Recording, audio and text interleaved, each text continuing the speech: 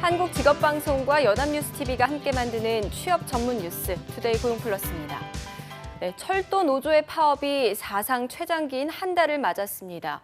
노사의 협상에 진척이 없는 가운데 기관사 대체 인력 교육이 시작됐습니다. 김재홍 기자의 보도입니다. 성과연봉제 도입을 두고 불거진 노사의 갈등으로 철도 노조 파업이 시작된 지 한 달이 넘었습니다. 2013년 12월 23일간 파업한 이후 역대 가장 긴 파업입니다. 코레일은 파업이 장기화하자 대체 인력을 투입해 기관차 운전실 시스템 교육을 하고 있습니다. 교육을 마친 대체 인력은 부기관사로 현장에 배치됩니다. 이 교육을 마친 기관제 직원이 부기관사 업무를 수행하는데 부작용이 없도록 교육에 최선을 다하고 있습니다. 파업 이후 코레일이 추산한 피해액은 400억 원을 넘었습니다. 사측은 노조를 상대로 손해배상 청구 소송까지 제기한 상태입니다. 파업의 장기화는 안전에 대한 우려를 낳고 있습니다. 파업 한 달간 인명피해를 낸 사고는 없었지만 수도권 전철을 중심으로 열차 고장과 사고가 잇따라 시민을 불안하게 하고 있습니다. 짧은 실무 교육 후에 배치되는 대체 인력은 사고의 위험에서 자유로울 수가 없습니다. 성실한 교수만이 장기 파업 사태를 해결할 수 있는 유일한 길이라고 저희들은 생각합니다. 철도공사의 전향적인 제도 변화를 촉구합니다. 코레일 노사 양측은 실무 접촉을 이어가고 있지만 아직 이렇다 할 성과는 없는 상태입니다. 성과연봉제를 둘러싼 갈등이 국내 육상 운송의 한 축을 뒤흔들고 있습니다. 연합뉴스 김재홍입니다. 현대차에 이어서 삼성전자의 실적도 급감하면서 국내 제조업에 대한 우려가 커지고 있습니다. 비상 경영에 돌입한 두 회사가 차기작을 통해서 이번 부진을 만회할 수 있을지 관심이 쏠립니다. 김동욱 기자입니다. 삼성전자가 갤럭시 노트 7 단종 사태에 발목을 잡혔습니다. 삼성전자는 올해 3분기에 매출 47조 8,200억 원, 영업이익은 5조 2천억 원을 기록했다고 밝혔습니다. 매출은 지난해 같은 기간보다 7.5%, 영업이익은 29.7% 감소했습니다. 반도체와 디스플레이, 소비자 가전 등의 사업 부문이 선전했지만 스마트폰 부문의 영업이익이 지난해 같은 기간 대비 약 24분의 1로 줄어들었기 때문입니다.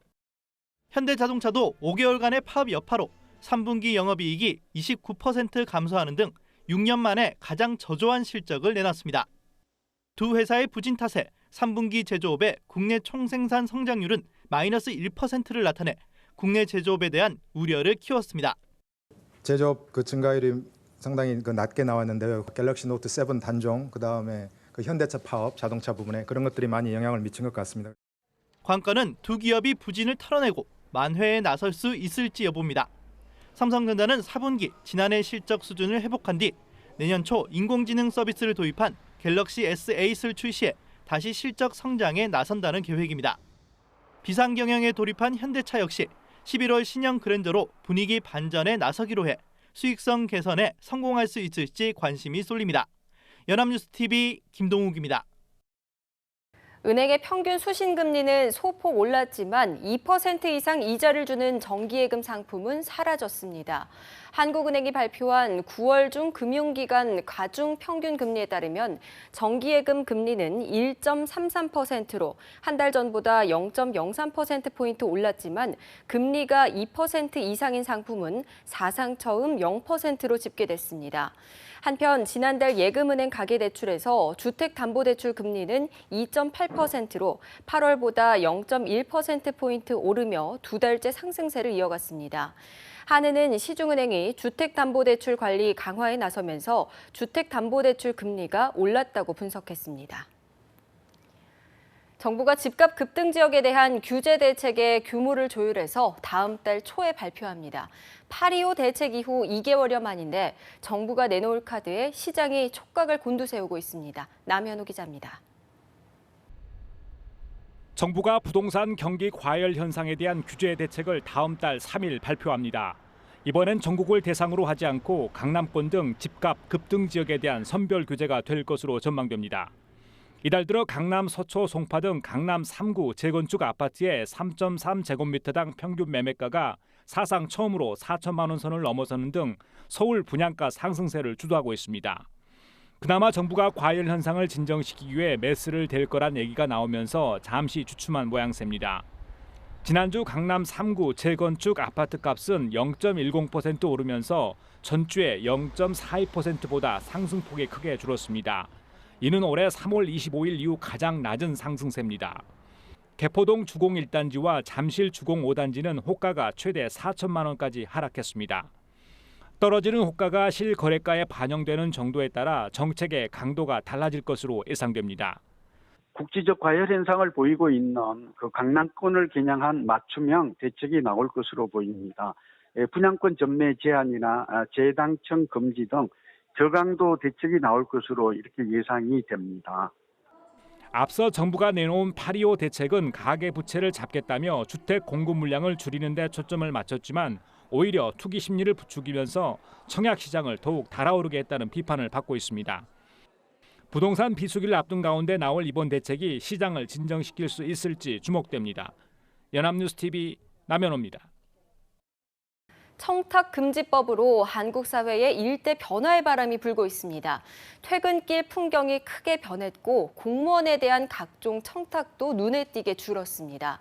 그러나 공무원 사회의 복지부동 현상이 두드러지는 등 부작용도 적지 않다는 지적입니다. 조성혜 기자입니다.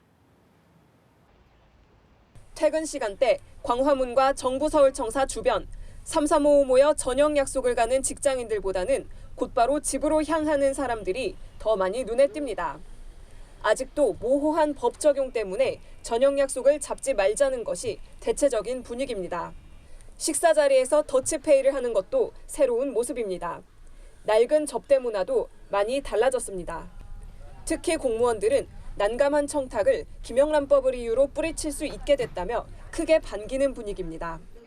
그 청탁금지법이 청탁을 거절할 수 있는 법적 근거가 되기 때문에 직무 수행하는데 오히려 도움이 되고 장기적으로는 청렴한 국가 이미지를 심어줄 수 있기 때문에.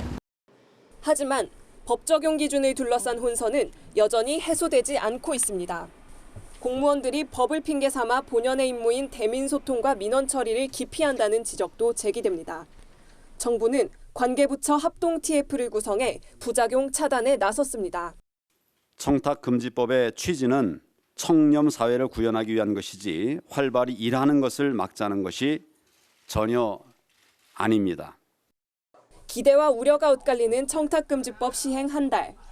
투명 사회로의 변화로 이제 막 첫걸음을 뗐지만 빛이 있는 만큼 그림자도 함께 들이우고 있습니다. 연합뉴스TV 조성혜입니다. 네, 이처럼 김영란법 시행 후 잘못된 관행들이 사라지고 있다는 긍정적인 평가도 있지만 음식점이나 유통업계는 매출 급감으로 울상을 짓고 있습니다. 법 시행 이후 유통가 모습을 한지희 기자가 돌아봤습니다. 이것저것 따질 바에는 아예 자리를 잡지 말자는 인식이 퍼지면서 식당가 분위기는 사뭇 달라졌습니다. 저녁보다는 점심 위주로 예약이 늘었고 영란 세트 등 3만 원 미만의 메뉴들이 인기를 끌고 있습니다. 하지만 일식집, 한정식집 등 고급 식당들은 울상입니다. 음식 구성을 바꿔 새로운 메뉴를 만들었지만 매출은 40% 이상 줄었고 예약이 찬 테이블은 손에 꼽을 정도입니다. 지금 식당 같은 데서 2, 3개월 이렇게 장사가 안 되면 지금 문을 닫아야 되는 그런 이제 상황에 놓여 있습니다. 지금. 근데 거기에 해당되는 분들이 아예 방문하지 않기 때문에 저는 더더욱 어려움에 처해 있는 겁니다. 특급 호텔들도 연회 예약이 줄면서 매출이 30% 이상 줄었습니다. 자구책으로 8만 원대 메뉴를 3만 원대로 맞췄지만 예약률은 미미합니다. 타격은 화해업계도 마찬가지.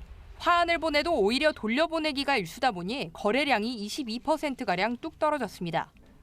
반면 업무와 연관된 저녁 자리가 줄어든 대신 가족과 함께하는 시간이 늘면서 마트 식품 매출은 늘었습니다. 김영란법 시행으로 가정에서 식사를 하는 사람들이 늘면서 식품 매출이 크게 증가했습니다. 특히 육류와 채소 소비가 두드러져 가족과 시간을 보낼 수 있는 기회가 더 늘어난 것으로 보입니다. 시행 한 달을 맞은 김영란법. 입법 취지는 좋지만 당장 생계에 타격을 입은 소상공인을 위한 안전망이 필요하다는 지적이 나옵니다. 연합뉴스TV 한지희입니다. 부정청탁금지법 시행은 대학생들의 취업에도 영향을 미칠 것으로 보입니다. 취업 포털 사람인이 취업을 준비하는 대학생 332명을 대상으로 설문한 결과 응답자의 88.3%는 대학에서 취업계를 인정해주지 않으면 실질적으로 취업 준비에 큰 타격이 있을 것이라고 답했습니다. 이는 졸업 전 조기 취업자들이 취업계를 제출해서 출석을 인정받아 졸업 요건을 충족하던 관행이 이젠 부정청탁으로 간주되기 때문으로 분석됩니다. 저출산과 고령화로 인한 인구 절벽 문제가 현실이 되고 있습니다. 통계청에 따르면 올해 8월 출생아 수는 33,900명으로 작년 8월보다 3.7% 줄며 8월 기준 역대 최저치를 기록했습니다.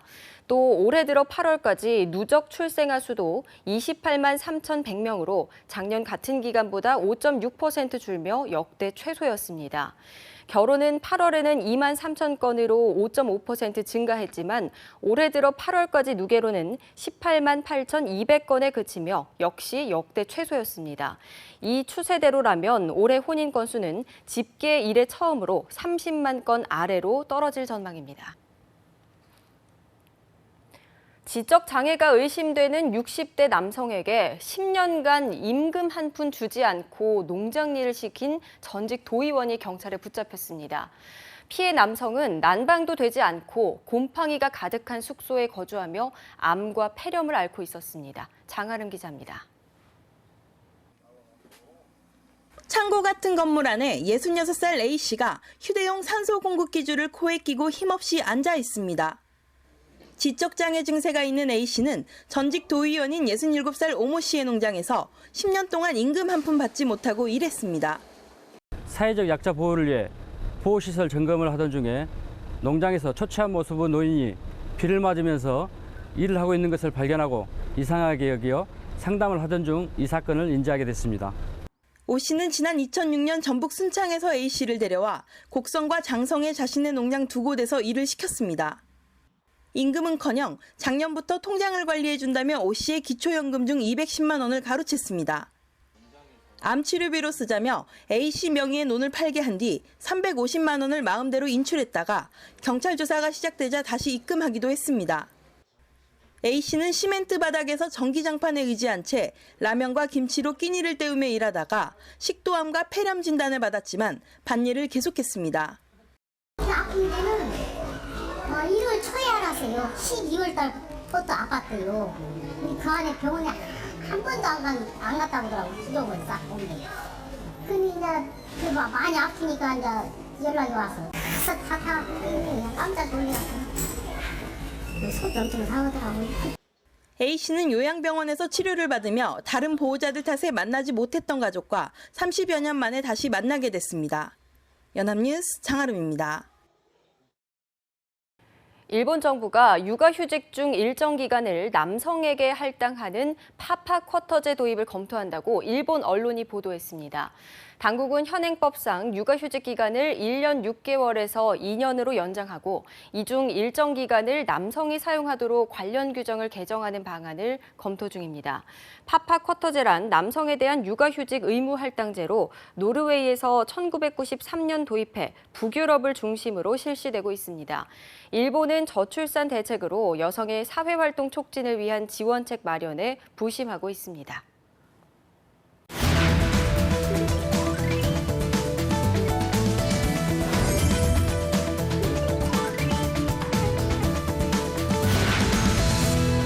매주 금요일 숨겨져 있는 알짜 직업을 소개하는 히든잡 시간입니다. 네, 오늘도 투데이 고용플러스의 공식 취업 도움입니다. 강설이 아나운서 함께합니다. 안녕하세요. 네, 안녕하세요. 히든잡 시간입니다. 오늘 소개해드릴 직업은 현재는 물론이고요. 앞으로 전망이 더 밝은 직업인데요. 미국 월스트리트 저널에서 미래 취업이 잘 되는 직업 1위, 포브스가 선정한 미국 최고의 직업 200위 중에 7위고요. 한국고용정보원에서 한국 성장 직업 3위로 선정한 직업입니다. 어떤 직업인지 좀 가늠이 되시나요?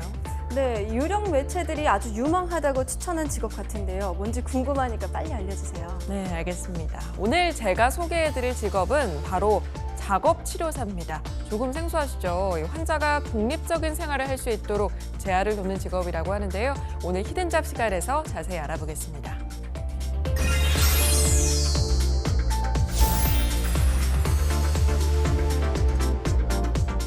네, 환자의 재활을 돕는다고 하니까 왠지 물리치료사랑 비슷할 것 같은데요. 물리치료사와 작업치료사, 다른 직업인가요? 네, 이 작업치료사도 물리치료사와 비슷한 치료를 하기도 하지만 전혀 다른 직업입니다. 물리치료사는 신체적인 재활을 위한 치료를 하게 된다면 작업치료사는 신체와 정신을 통합적으로 치료해서 환자들이 정상 생활에 복귀할 수 있도록 도와주는 역할을 하게 됩니다.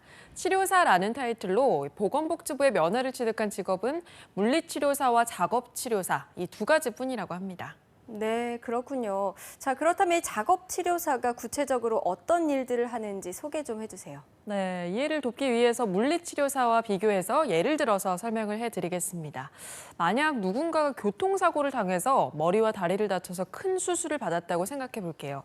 네, 수술이 잘 끝나서 의식은 돌아왔지만 당장 사고 전처럼 움직일 수는 없겠죠. 그때부터 힘겨운 재활이 시작되는데요.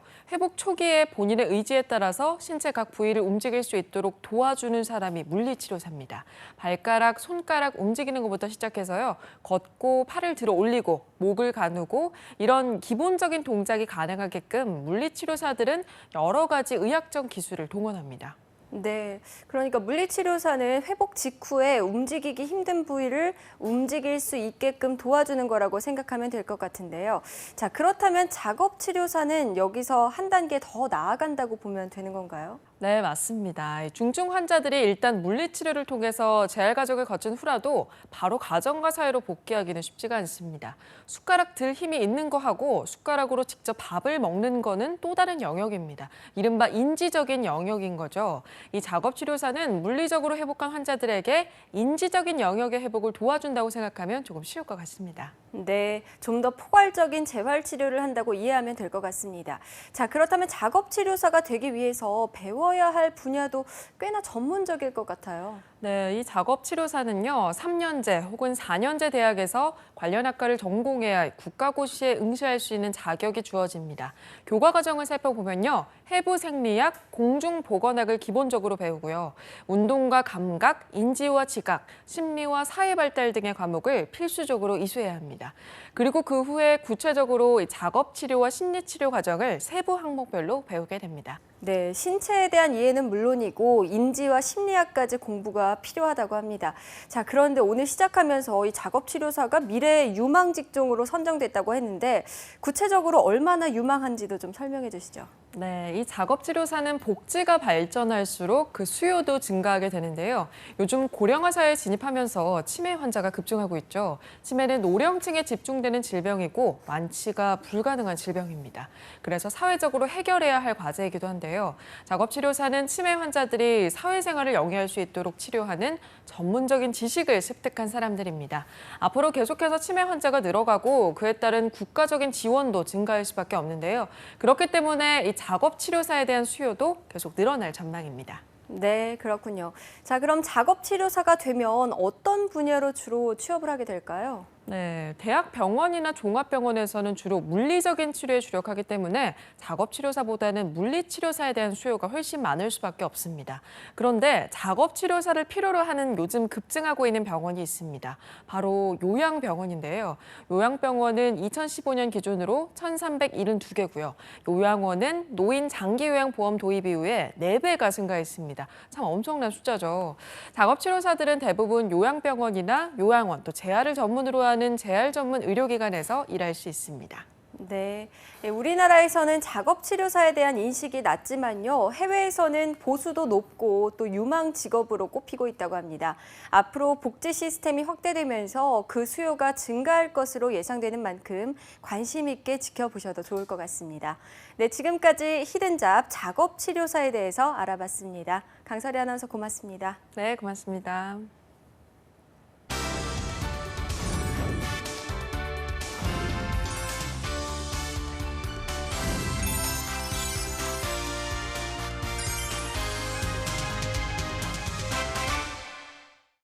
투데이 고용플러스 오늘 준비한 소식은 여기까지입니다. 함께해 주신 여러분 고맙습니다.